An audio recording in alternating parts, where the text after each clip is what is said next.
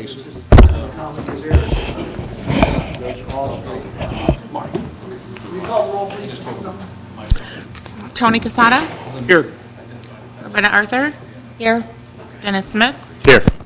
Mike Meyer. Here. Lorraine's not with us tonight, and she has an excuse, and out of that, entertaining a motion to excuse her.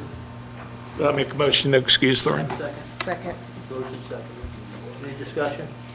All in favor, say aye. Aye. All opposed, say aye.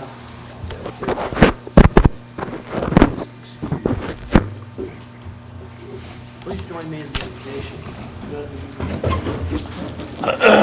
Lord, we just thank you that we can come here tonight, and we can address these issues for the city. We pray that you will guide us and give us wisdom. We pray all that in your holy name. Amen. Allegiance to the flag of the United States of America and to the republic for which it stands, one nation, under God, indivisible, with liberty and justice for all.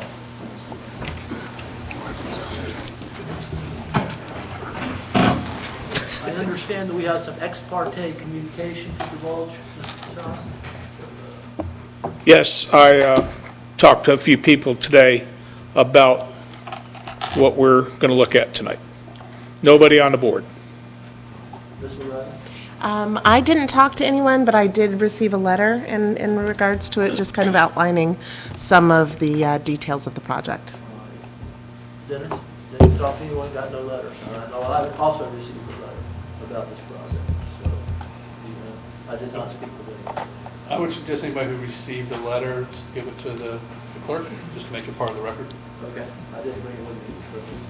but Then to part of the notification. I meant to too, and I didn't either. You have yours, Same letter. What letter Tony. is it that you So you received? just still want, was it The notification letter? Mr. Cameron? And, It's right here. Tony has it. No notification, no. Okay. It's a letter from, Would you like to see it, Scott? no, that's okay, I would just give it to the just so it's a public She record. just has one, that's all we need. Yep, Right. if it's all the same one, yes. Yep, yep. Mr. Cameron, you sent all the same letter to all of us, right? I've got some notes. I'll give it to you when I'm done with my notes. Okay, I think we have some on my agenda yet, I'm sorry. My computer has just not been being very cooperative this evening, which is very unusual. Do we have minutes to approve? They were not attached onto this meeting. They will be on next. I didn't think I saw them, so we'll put them off for next time. Having some technical issues with the software. Well, I guess that brings you up, Mr. Walker. Yes, Chairman, Board. What I'd like to do, just make a quick statement about Fountainhead and what they are looking to do. There's a lot of information here, and really what Fountainhead is looking to do is pretty basic. They have a certain amount of office use that they're required to have in Phase 1 of their project. And what they would like to do is reduce the amount of required office that is actually already built out, and they would like to increase the amount of medical uses that can be used in that same area in Phase 1. So just a reduction in office and an increase in medical, because right now they're only allowed to have 16,000 square feet of medical on the site, on the project. They'd like to increase that to 30,000 square feet. And in order to do that, they need to reduce the amount of space that is dedicated toward Fountainhead headquarters space. So that's really all that is happening here. And so as we go through this, hopefully you can keep that simplified version in mind. All right? Okay. So what we're considering is a major amendment and a rezone to the Fountainhead mixed-use plan unit development. This is located on the southwest corner of the intersection of Center Avenue and Walker Street on lots 1 and 2 of the Fountainhead plat. This is a platted development. And more specifically, it's known as 1200 Synergy Way and that was formerly 1200 Center Avenue. The property is zoned mixed-use development with a mixed-use 3 future land use, and it's located within the CRA redevelopment area. So just to give a little background, back on March 30th of 2017, the Fountainhead developers and the city entered into a development agreement. That development agreement is shown in Exhibit A of the staff report, and it's recorded in the public records of Volusia County. And that was for a development of certain real property as described in that agreement. Basically, the development plan for the MPUD allows for a variety of uses, such as the corporate headquarters for the applicant, medical office, fitness center, restaurant, daycare, and also multifamily residential units. Now, there are permitted square footages that are assigned to each of these uses. The plans also outlined additional information with respect to landscaping, building styles, required parking, and a location of uses. So that's what happened back in 2017. The overall amount of commercial development permitted per the agreement of 2017 is 170,172 square feet. And since the project is to be developed in phases, the agreement required that Phase 1 of the development consist of a minimum of 21,000 square feet of corporate headquarters space and 7,000 square feet of academy space. So it was supposed to have 28,000 square feet in Phase 1. Now, on November 21st, or actually in November of 2021, Fountainhead applied for and they received approval for a minor amendment, and that is shown in Exhibit B. And that amendment made some changes with respect to building sizes. It enlarged the retention pond, it increased the parking area, it showed a future plaza area, but there was no proposal to change the amount of square footage that was allocated to each use on the property. And at the time of the application for the minor MPUD amendment, the applicant had completed Phase 1. In fact, they exceeded the amount of square footage that was required. They developed 29,410 square feet of space that was devoted to headquarter and academy space. So that's kind of where we are with regard to the original plan and the minor amendment that took place. The applicant is meeting their requirements with regard to Phase 1 of this project.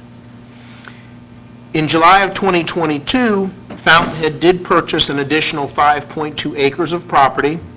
This was known as Lot 1 of the Fountainhead plat from the city of Holly Hill. So now they have their original property and then an additional 5.2 acres that they acquired in 2022. So now the applicant is applying for a major amendment to their MPUD, and the purpose of this request is to change the allocation of uses on Lot 2 of the Fountainhead development. Currently, the MPUD allocates 110,172 square feet of office space as Fountainhead's corporate headquarters, and that's in total, and 16,000 square feet for medical office and clinics. So what the major amendment seeks to do is reduce the corporate headquarter use to 80,000 square feet and increase the medical use, medical office and clinic uses to 30,000 square feet. Overall, the amendment will also have the effect of reducing the project's development, the overall developable square feet, by 16,172 square feet, or the required developable square feet, by 16,172 square feet.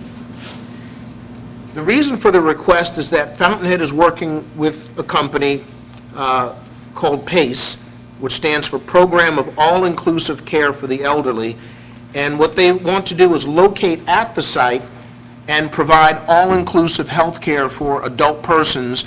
This would include a pharmacy as well that would serve only people who are enrolled in this program. And the pharmacy will not serve as a retail pharmacy for the general public. And that's primarily because they wouldn't meet the spacing requirement that has to exist between pharmacies. So this would be a pharmacy dedicated to just that facility. There are no drug treatment programs involved. Service to non-elderly adults could also occur. It would be similar to what they would receive in a nursing home or a physical rehabilitation center if they chose that path. The applicant also provided some specific information through their attorney, and that is in the staff report. So, briefly, PACE is a comprehensive alternative for those citizens that qualify for care in a nursing home. However, they choose to remain in non-institutional housing for as long as they are able. So in other words, an adult daycare.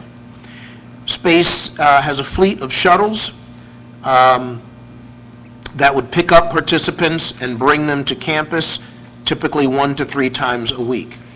The facility is a Monday through Friday, 7 a.m. to 7 p.m. Operation with no overnights.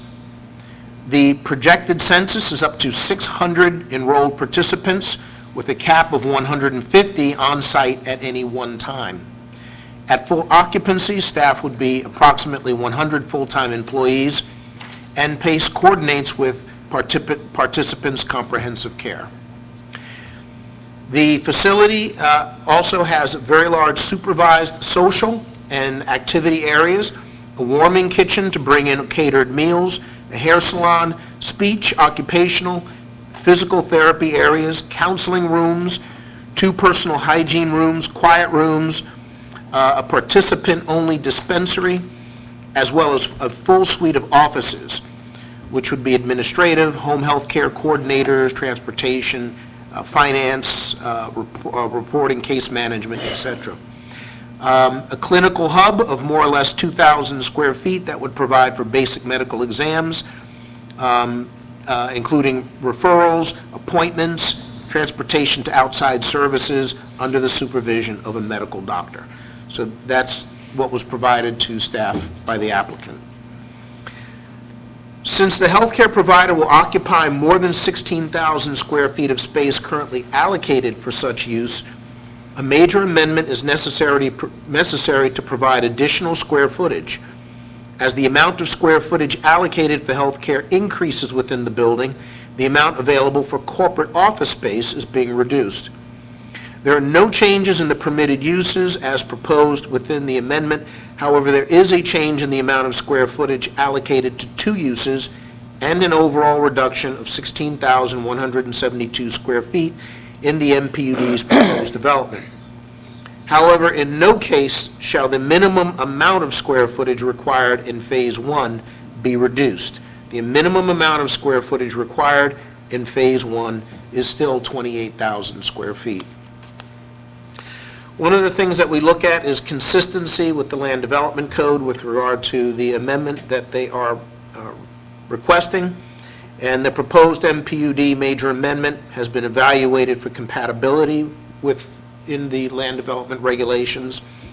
And since a major amendment is a rezone, the Board of Planning and Appeals and the City Commission must evaluate it to determine if it complies with Chapter 114, Section 82-372 of the Land Development Regulations. That section provides 8 points for the board to consider in making its decision with regard to a rezone. The attachment in your staff report labeled 82-372 contains those 8 points as well as the applicant's responses. Staff finds that the requested MPUD major amendment is consistent with the city's land development regulations with respect to the PD development. We also look to make sure that it is consistent with the comprehensive plan. Per policy FLU 1.1.5, the city is compelled to review the rezone request for consistency with the uses, density, and compatibility within the comprehensive plan, and the amendment, in staff's opinion, is consistent with the assigned mixed-use 3 future land use designation and all other applicable policies of the comprehensive plan. Based on this, staff recommends that the City Commission adopt the ordinance enacting a major amendment to the mixed-use plan unit development specifically reallocating square footages assigned for the corporate headquarters and medical uses on Lot 2 of the Fountainhead plat, located at 1200 Synergy Way, while all other provisions, conditions, and requirements of the adopted 2017 agreement and approved minor amendment shall remain in full force and effect. That concludes my presentation. Thank you, Mr. Walker. Does anyone have questions for Mr. Walker? You look like you do, Mr. Casale. Brian, first I'd like to compliment the Meyer family on what they've done with that piece of property, okay, since 2017. I didn't know there was medical offices in that complex right now. There's not. There's currently not. They have a development, when you have a planned development, they have a development agreement. And in that development agreement, it can list a variety of permitted uses. Medical uses are listed in the agreement as something that they are allowed to do. It doesn't say that they have to do it. It doesn't say that they have to do it, and it doesn't say when they need to do it. It just says that it is an allowed use. So right now, the way the agreement stands, they're allowed to have up to 16,000 square feet of medical uses. Right, okay. They are in the works of working with a company that will actually locate there, but they need more than 16,000 square feet. So that's why they're here.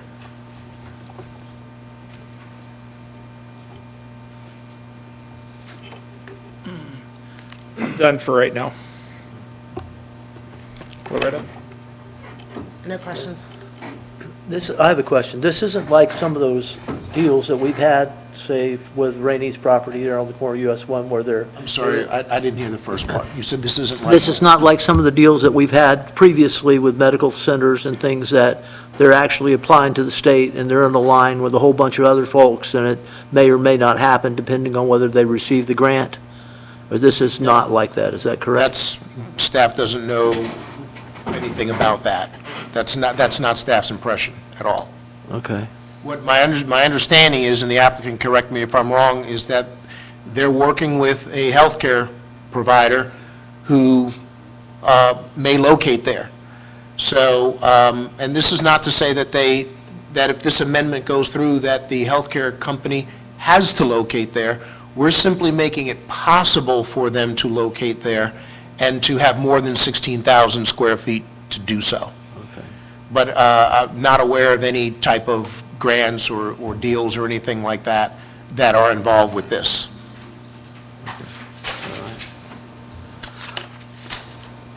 Who's here come up, please, tell us who you are, your name, and...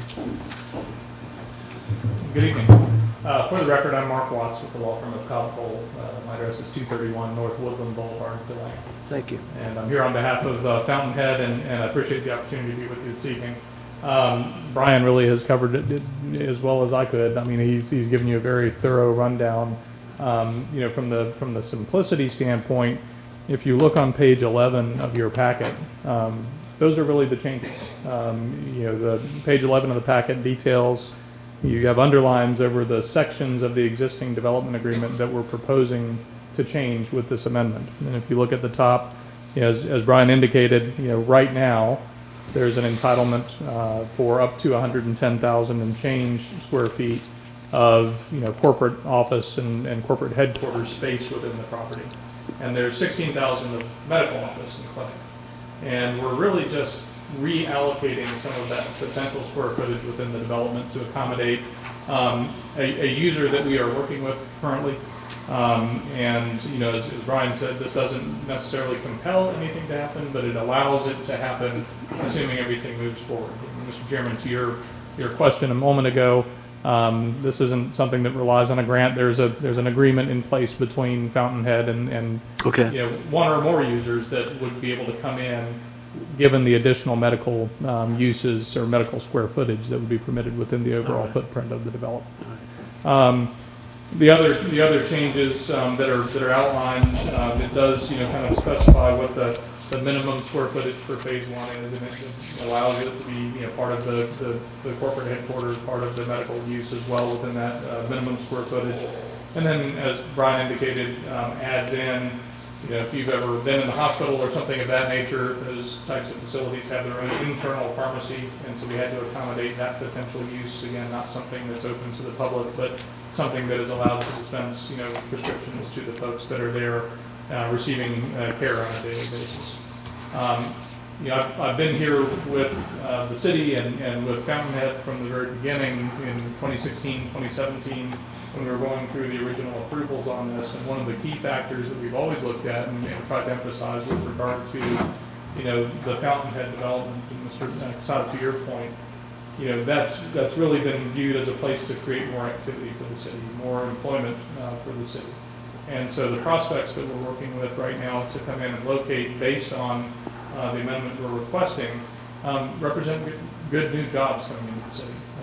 As the staff report indicated, just one of the groups that we're working with is anticipating about 100 new jobs to come in to serve the clients that they would be serving from the facility. And there may be, more, operators that could come in and occupy some of the additional square footage as well. So we think it's a good benefit for the city. Certainly helps to continue to activate that part of Holly Hill and the redevelopment of the old middle school campus there. So I'm happy to open up for any questions. There may be other folks that have questions in the audience that may need to get up and ask them. We're happy to come back up and address those or respond as well. We'll give them that opportunity. Thank you, Mr. Walker. Question? Mike, how many employees does Synergy have now employed on campus? Current head count, ballpark, I'm looking over to Jason Meyer. On campus, we have 70 people. So 70? About 70 people presently on campus. Okay.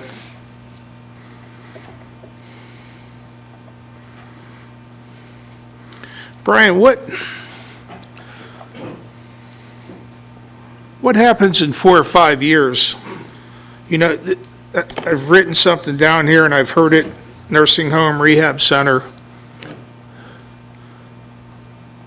What keeps this pace from not turning that complex into an assisted living or a rehab center? The development agreement. The development agreement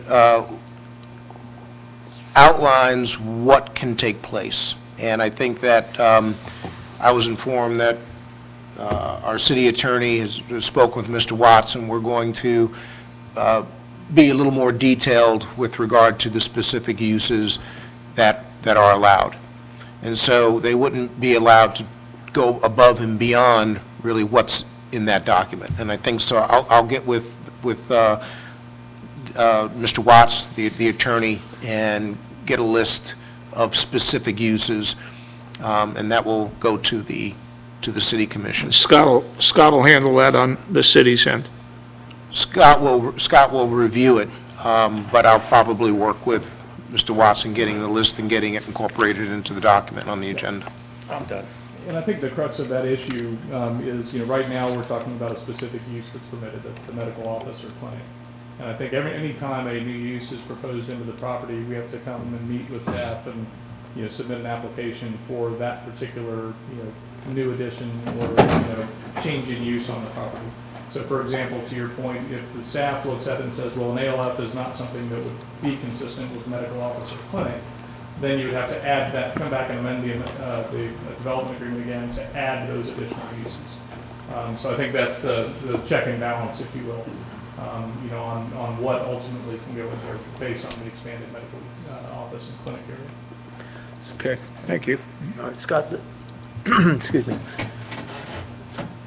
The way I'd read this, the way I understood it, of course, I'm looking at from a surveyor's standpoint, not as a lawyer's standpoint, but as I read it, that we are granting, if we give them this, we are giving them specific use. We're not opening the door to let up so they can walk through. True, we're identifying the use. The concern I had talked to Brian about and what I talked to Mark about today was, if you look what's added up there under paragraph B, big B, little b, it says, an all-inclusive care for adult persons, including pharmacy, enroll in a program all-inclusive care for adults such as PACE.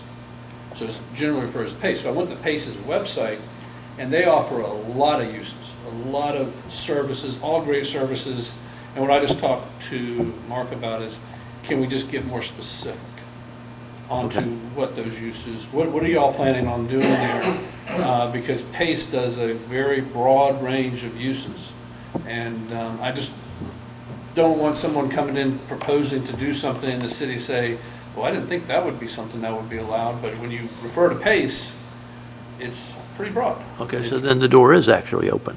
Well, that's what we're going to just get a little more specific here. I'll read Okay. under the PACE's website. It's a program of all-inclusive care for the elderly. PACE is a Medicare Medicaid program that helps people meet their health care needs in the community instead of going to a nursing home or other care facility.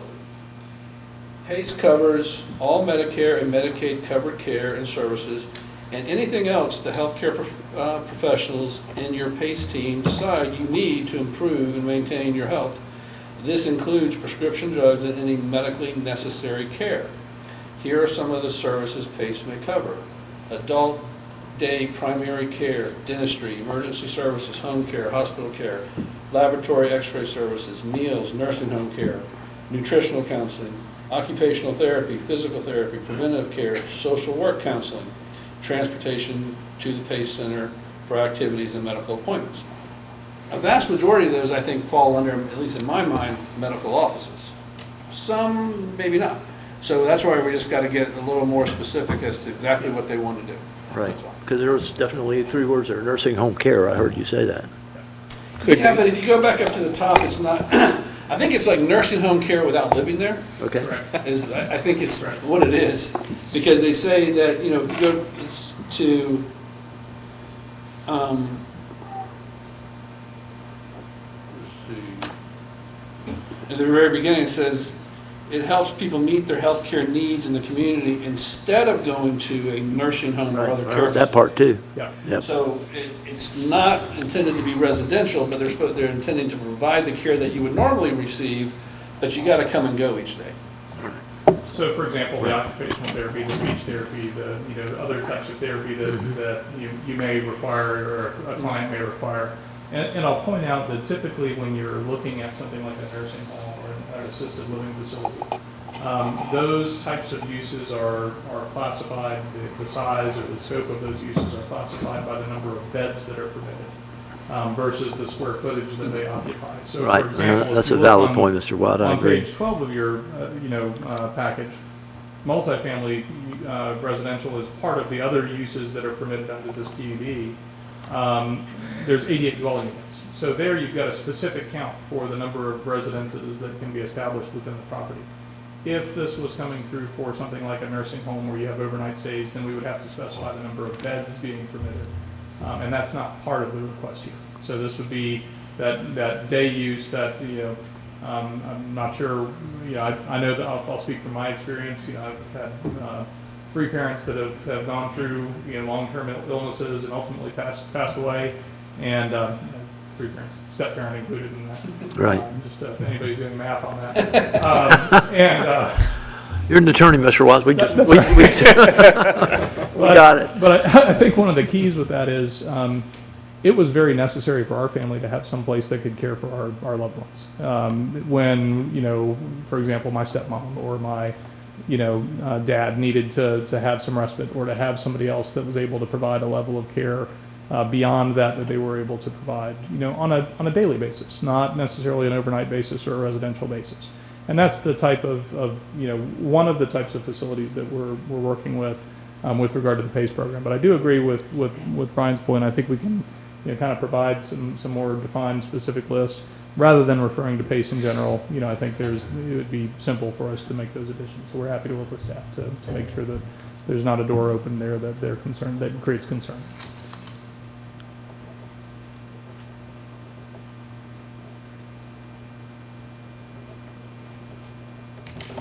Thank you. Okay, thank you very much. And if we can just come back up and respond as there may be other Sure. questions. We will open this up to the discussion. If anyone would like, that's against this project, would like to come up and speak, there's a lectern. Tell us who you are, where do you live? He just came from the eye doctor, so like drops in his eye.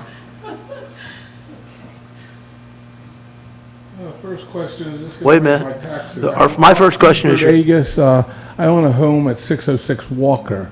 I presently rent it to a tenant. He's been there about 6 years. He loves it there. He doesn't want to move.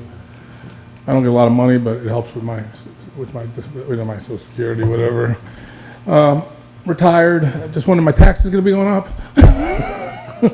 Does this have anything to do with taxes going up when they build this place? If they make it commercial, my property, is this going to result in 606 Walker? I would, ultimately, the assessed valuation of property is done by the property appraiser, but we are not adding a use to this property that's not already there. This zoning has been there since 2017. Okay. So we are not, I'm not the property appraiser, but I don't think anything's being proposed there that would cause, it's not a rezoning from the standpoint that they're actually going from agricultural to some other type of use that would maybe impact. I think my home is residential there, I believe. Could be. Yeah. And what was it before? I can't remember what it was before. It was a school. This is a school. Well, mine's right across the street from the pond. I'm directly across from the pond. They had a fountain there. So they were just reallocating uses that are already allowed. So I don't know why that would increase your property taxes, but My that's tenant all. called me. Are they trying to buy property there? I mean, are they, there's nothing about eminent domain going on over there, is there? Okay, I've been hearing rumors about different things. Okay, so there's no eminent domain, that's good. What about, okay, you say emergency services, will there be ambulances going in and out of there a lot, or just once in a while when a senior citizen has a problem, it's just like anywhere? It's not going to be an emergency. Not gonna be like a hospital, okay. No. That's all I have, anything? Thank you very much for your time. thank you. Is there anyone else? Wait till you get to the lectern. Hello, yes. I have a rental property at Yes, ma'am, your name, please? Thanda LaRue. And I'm sorry? where? Thanda LaRue. And where? I have a rental property at 706 Walker. Okay. My question is, the area that you're going to use, is there any limitation in number of occupancy as far as number of people going in and out and working there or staying there? The information, the last information that I was given from the client's attorney says that the projected census is up to 600 enrolled participants. So this is a program that they would be enrolled in with a cap of 150 on-site at any one time. At full occupancy, staff is approximately 100 full-time employees. So 100 plus That's- 150? That's the last information that I was provided. There is no occupancy from residing there from your perspective. Right. There's Correct. not going to be anybody living there. Yeah, I got that. And usually what will restrict the occupancy is square footage, parking spaces, those type of things that will restrict the amount of people that can occupy the structure. I believe the fire marshal does that. Do you have any concerns in traffic because it's a one lane road, you know? Traffic is going to go up, certainly. But there's nothing to indicate that traffic is dramatically going to go up. You have one use that's coming down and another one that's going up.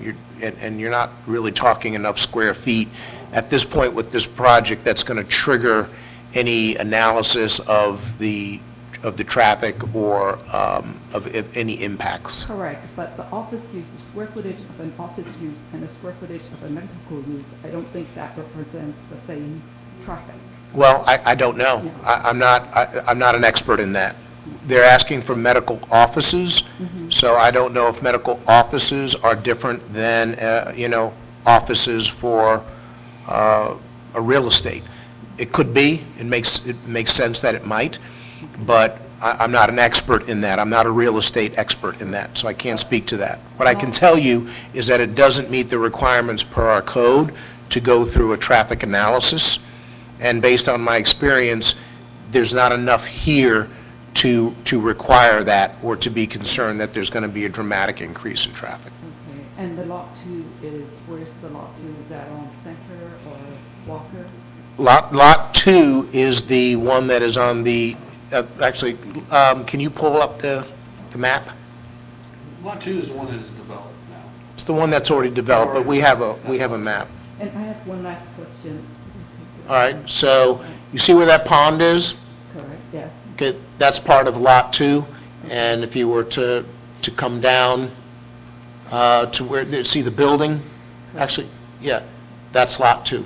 That's lot 2, Yeah. okay. What's basically been developed there is Lot 2, retention pond, the parking, and that would be on the northeast side of the property? That's South. south. Yeah, the one that's North. It's north. West? it's located Parcel 1 is on the southwest southwest. corner of the intersection of Center Avenue and Walker Street. That's parcel 1. Right, okay. Parcel 2. And there, you know, when this was approved, you know, this is part of a planned development that was approved in 2017. So part of that, there is a development agreement, traffic studies were done and analysis were done. And at the point that they build, I believe it's 80,000 square feet, they are required, as a condition of being able to go beyond 80,000 square feet or to 80,000 square feet, they have to build a turn lane. And so they have to make traffic, that's when the traffic improvements occur based on the traffic study that was in 2017, that when they build, have 80,000 square feet, then they're going to have to make improvements on, what is that? Walker. Center Street, where the main entrance is. They're gonna have to put a turn lane in and make traffic improvements there. So it was addressed in 2017. Another question is, The top. maybe it's related to building Please speak code. into the microphone. Maybe it's related to building codes, I don't know, but when there will be new developments or buildings, what is the general setback from the street that you have for to build anything? It depends on the zoning, and this is not a straight zoned project. Okay, This is planned development. okay, so The it's not, development agreement outlines the setbacks and Okay. everything. okay, not, I think that will be, thank you. May, could you please spell your name, just so that we can have it for the minutes? Thanda, Thanda is my first name, and last name is LaRue, L-E space R-O-U-X. Thank you. Thank you. Is there anyone else? Is there anyone that'd like to come up and speak for it? You may. My name is Ripon Khan. We are the residents, Center and Walker Street. Or whatever Brian proposed, medical facility, some other stuff, we are agree. Anything they are doing, that for people, we are agree, we are support that. If you increase the tax, we are agree. That's my answer. Okay. Okay? Yes, sir. Thank you. Sir, can you also spell your name for the minutes? Okay. So My Leslie, name is ask them to spell their name. Ripon Khan, R-I-P-O-N, last name is Khan, K like Kelly, H like house, A like apple, N like Nancy, Ripon Khan. Thank you. Thank you. Thank you. Thank you. Anyone else? All right. Anyone like to speak for it? Or anything else? I was gonna say one more thing. Yeah, okay. Yeah, sure. Yeah, I was here back when they had the meetings years ago, and I remember, I guess since you're doing this in phases, and they're doing it, it's a very nice building. What they put there is beautiful. I'm happy with the pond and everything. I remember we were questioning, they were talking about apartments in the future and a park. They were going to build a park there, and the city was welcome to use the park or some people, public. Do they still have that in the plans for the future, or you don't know? We do know. What's that? The future plans, I remember when I came, to meetings years ago, whenever you had your meetings years ago, the very first meetings when they were, The before they plan, built this. what this zoning has is, it's called planned unit development. So part of that is a development agreement, and another part of it is a preliminary plan layout of what they could build. That hasn't changed. So I think a lot of that's still there. We still have the potential for workforce housing on, which is lot 4, which would be the northwest side of the property. And there is the old track that was, you know, where the Yeah, school. I used to go to school there, yeah. Yeah, so they have the old track. Those are still areas that could be utilized if they have the potential to build that. If they want to amend it, not do that, then they come back just like this. So it'd be more, yeah. They have to Planning, amend it. So, planning, yeah, they come back through here and say. I was "We just want to curious, I amend just it." remember they were approving things for buildings and stuff, you know, I wasn't sure I wanted. Yeah, and it was all phased, it was all stepped. They had to complete phase 1 before they could go to phase 2. And phase 2 is the acquisition of parcel 1. We would have been a lot better off if phase 1 and parcel 1 had been together, and then phase 2 and parcel 2 had been together, but we have parcel 2, phase 1. It never works out like that. It never works. It never works out. Thank you, did you need spelling my name? I got your first name, I didn't get your Your last. name is B like boy, E-R, D like David, E-G-U-E-Z. Got it. Steve. Thank you. Thank you. So what, you seem like you want to see us say something, so come on. Just briefly, I think staff answered most of the questions that I heard answered or heard raised. You know, I think from a tax standpoint, you know, certainly this doesn't, you know, that's really based on the property appraiser and how they go through and evaluate. Certainly there'll be more investment going into this property. So I think for this property, the city and everybody else would see an increase in the tax revenue coming from it. But I don't know that that has any impact on any of the surrounding areas. We are not, to the questions about traffic, we've got specific details in the existing development agreement with regard to when we have certain improvements that are required to be constructed. We're not asking to change any of those. So those other, you know, as more and more activity comes to the property, we would still have to provide those future improvements to the road network and things of that nature. So I think that was. This is very specific. The original plan does not change. The things that change is what you're asking to change, That's right. period. That's correct. Right, okay. And so, for example, if you, going back to 2017, you know, there's a lot of detail in the planned unit development agreement that relates to things like architecture, appearance, and landscaping requirements. We're not changing or amending any of those things. So the open space requirements and the, you know, requirements for some outdoor space for employees and people that are on the property, all of those things remain in the development agreement. We're simply just reallocating very small portions of the development agreement to address that. I was here in 17, I remember. I said I was here in 17, I remember. Yeah. Okay, All right. So thank you. Here for any other questions? thank you. The,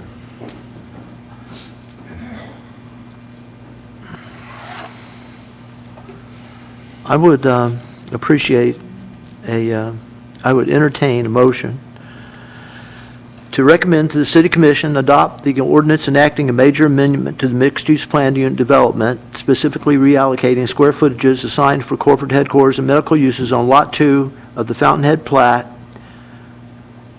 located at 1200 Synergy Way, while all other provisions, conditions, and requirements of the adopted 2017 agreement and approved minor amendment shall remain in full force and effect, with the addition of the clarifications that they have, the city attorney and Brian and Mr. Watts have discussed, that the things will be nailed down clearly. I make a motion to approve as stated. You make that Second the motion. motion in a second. Is there any discussion? Second the motion. You made the motion. No, Loretta made the Loretta motion. made the motion, I'm sorry, and you seconded it, I'm sorry. Is there any discussion? Call the question, please. Loretta, Yes. Tony, Yes. Dennis, Yes. Mike. Yes.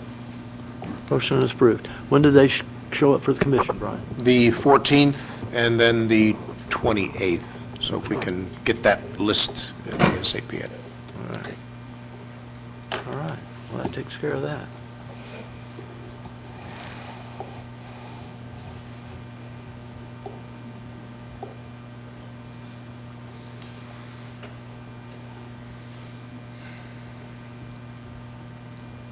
I do not have an agenda.